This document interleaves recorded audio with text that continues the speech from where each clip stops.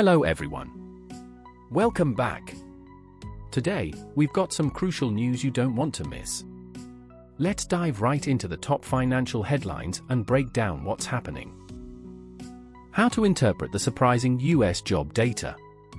Last Friday, the US Labor Department released the job numbers for September, and wow, did they exceed expectations? No investment bank or economist saw this strong performance coming.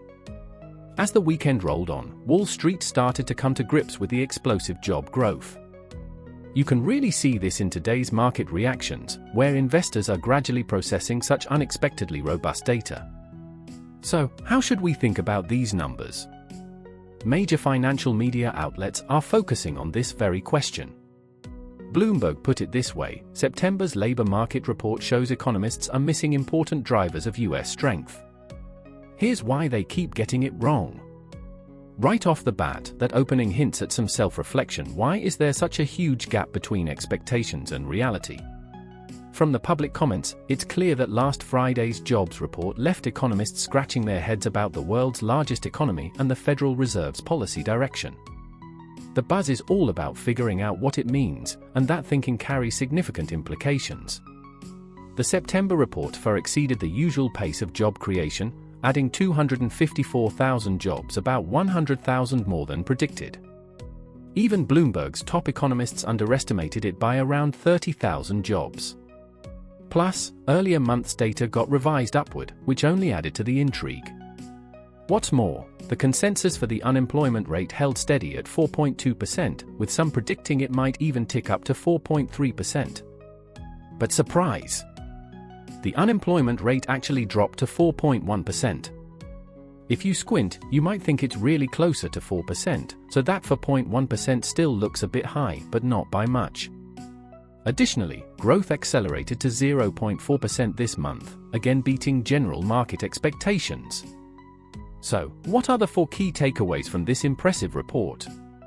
First, it shows that, even late in the economic cycle, the labor market is anything but stable. It's quite robust. While China and Europe, 2 major economic regions, continue to struggle, China is still maintaining its unique economic narrative.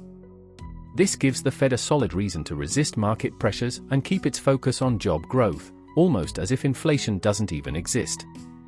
The third point is that Wall Street doesn't view the Fed's guidance on interest rate cuts for 2024 to 2025 as overly aggressive. It seems to be accepted by the market. Lastly, prior to the non-farm payroll report, the number of job vacancies released by private firms was surprisingly high, which was somewhat overlooked, but it supports the unexpected job growth. Now, how should we approach this outstanding non-farm data from September? Bloomberg suggests 3 key judgments. First off, the market can't just focus on the Federation. The big miss in the non-farm data was largely due to ignoring the influence of fiscal policy. This calls for a shift in how Wall Street thinks. Second, regarding the September non-farm data, it's time to shake off the usual mindset that economic trends follow a normal distribution. This has led Wall Street to misjudge the trajectory of the US economy. The growth is rooted in the end of the pandemic and efforts to curb inflation, a mix that should have led to a significant rebound, yet Wall Street has overlooked this strong growth driver. Finally, the September non-farm data serves as a lesson for Wall Street. It should prioritize tracking economic outcomes instead of getting caught up in predictive models. As for my take on this news, I find it interesting that when US data is looking good, Wall Street and the US financial media aren't celebrating. Instead, they're nitpicking. Why this self-discipline? Honestly, it shows a kind of resilience and the inherent nature of capital. Even when they get good news, they're still looking for faults. For instance, they might say, oh, maybe the Fed won't cut rates by 50 basis points in November since the economy is stable. It's like they want to push for the best possible outcome for themselves. If the economy is growing, which benefits the market, they still want more from the Fed, like a lower interest rate. You'll never see Wall Street cheering for policymakers the way investors in China might. When it comes to Chinese stimulus policies, Wall Street is quick to point out flaws, saying things like, "It's not enough, you need to ramp it up." Do they truly believe that? Not necessarily. They're eager to maintain their position without competing in the Chinese market, all while pushing Chinese policymakers for more. This mindset and the way the market operates in the US is a whole different ballgame compared to the atmosphere in Chinese stock markets. Secondly, according to a report from the Wall Street Journal, Hamas fired rockets at Tel Aviv on the anniversary of the conflict between Hamas and Israel. The Israeli military stated that 5 rockets landed in central Israel, with initial reports indicating that 2 people suffered minor injuries from the attack. This rocket fire forced residents in Tel Aviv to take shelter in bomb shelters. A year ago on this same day, Hamas launched an assault that ignited a multi-front war across the Middle East. Just hours before this latest round of attacks, the Israeli military conducted strikes in the Gaza Strip to prevent such incidents.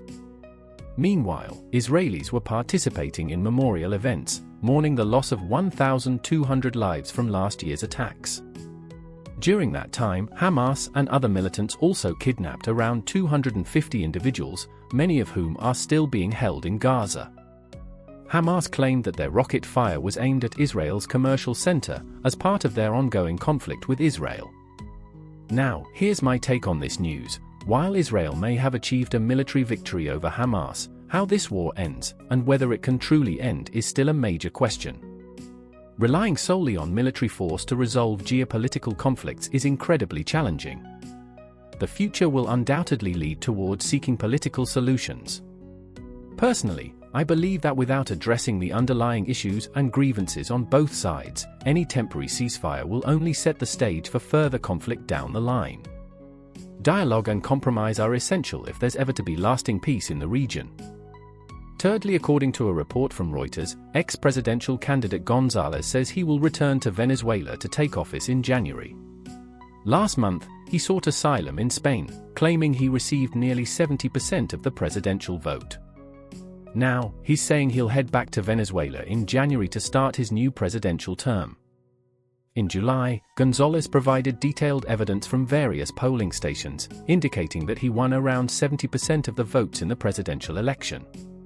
He fled to Spain after stating he was forced to sign a letter recognizing Maduro as the winner before being allowed to leave the country. "I have the support of nearly 8 million Venezuelans. They elected me on July 28, he said at a democracy conference in Galicia, Spain. I will be sworn in as Venezuela's elected president on January 1. The 75-year-old leader has been hiding out in Spanish and Dutch embassies in Caracas and recently sought asylum in Madrid. Meanwhile, Maduro continues to crack down on the opposition, with nearly 1,900 people currently imprisoned, including 150 political leaders. Now, here's my take on this news. It's hard not to feel a disconnect when Gonzalez, who signed away his chance at fighting for democracy in Venezuela, is now giving speeches in Spain while enjoying a comfortable life with his family. It seems increasingly distant from the struggles for freedom back home. He appears more like a political figure in exile, trying to maintain relevance and draw attention for support, rather than actively working towards change. If he truly had the will to lead, why wait until January to make his move? Additionally, he isn't even the main opposition leader, he's merely a representative, as the real leaders have been barred from running by Maduro. Most of the opposition is still in Venezuela, fighting against the regime. Gonzalez, on the other hand, seems to have chosen safety over solidarity, which raises questions about his commitment to the cause. This situation highlights the complexities of the democratic movement in Venezuela and how challenging it is for leaders to navigate personal safety and political responsibility.